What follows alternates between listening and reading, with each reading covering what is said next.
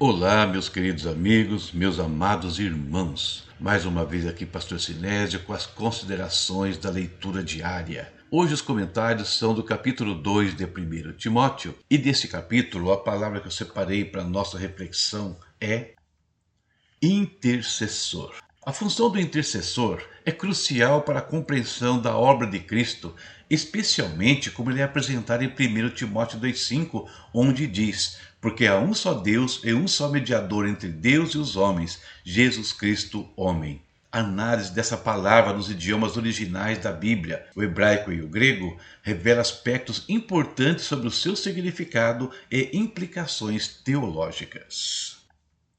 No hebraico, o intercessor aparece no verbo pagar. Esse verbo significa interceder, rogar, suplicar em favor de alguém. Pagar descreve a ação de interceder junto a Deus, e no Antigo Testamento é usado para alcançar, aproximar-se e interceder, como quando Abraão intercede por Sodoma, Gênesis 18, 23. Os profetas frequentemente se colocavam como intercessores, clamando pelo povo em momentos de juízo, Jeremias 7,16. O verbo pagar envolve clamor persistente, muitas vezes com lágrimas e súplicas em favor de outros, conforme Isaías 53, 12. A utilização de pagar sugere que alguém age como intercessor ativo, que se aproxima de uma parte em nome da outra, visando a restauração do relacionamento.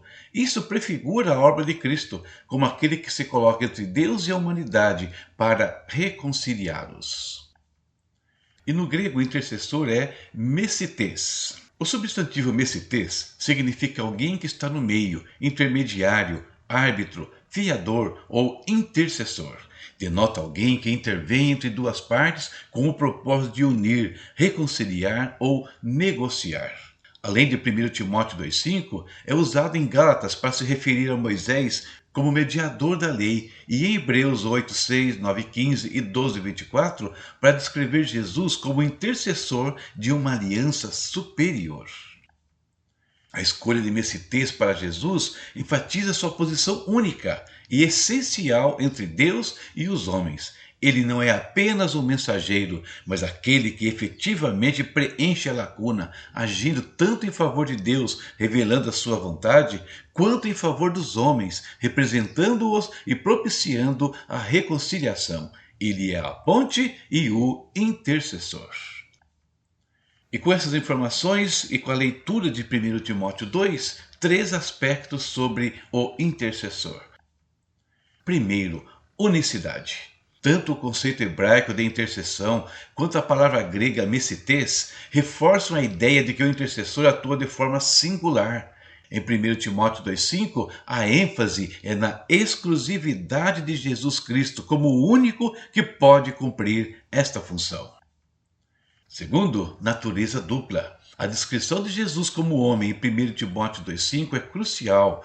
A sua humanidade o qualifica para representar os homens diante de Deus, enquanto a sua divindade, implícita na passagem por sua capacidade de ser o único intercessor entre Deus e os homens, o qualifica para representar Deus diante dos homens. Ele é plenamente Deus e plenamente homem.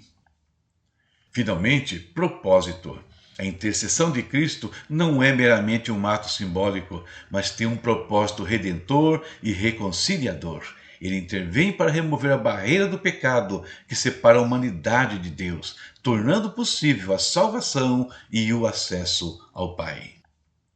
Conclusão. A palavra intercessor, seja implícita no hebraico pagar como intercessor ou explicitamente no grego mesites, ressalta a função singular e indispensável de Jesus Cristo em 1 Timóteo 2,5 como a única ponte entre Deus e a humanidade que, através de sua vida, morte e ressurreição, efetua a reconciliação. E quero terminar lendo um trecho de Hebreus capítulo 7, versículos 25 ao 28.